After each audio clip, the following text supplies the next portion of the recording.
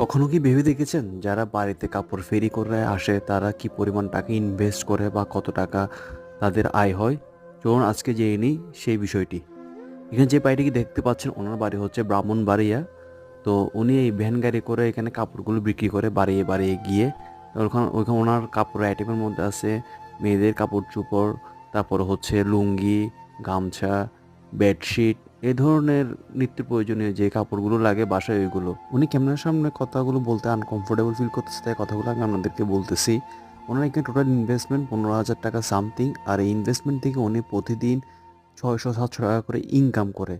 তো ইনভেস্টমেন্ট অনুযায়ী আর্নিংটা কিন্তু কম আমার মনে হচ্ছে না, মোটামুটি ভালোই একটা আর্নিং। তবে সেই ক্ষেত্রে অনেক বেশি পরিশ্রম করতে হবে, আপনাকে অনেক বেশি পরিশ্রমী হতে হবে। তো এমন আর ভিডিও দেখতে চাইলে এই ইনভেস্টমেন্টের সাথে থাকবেন।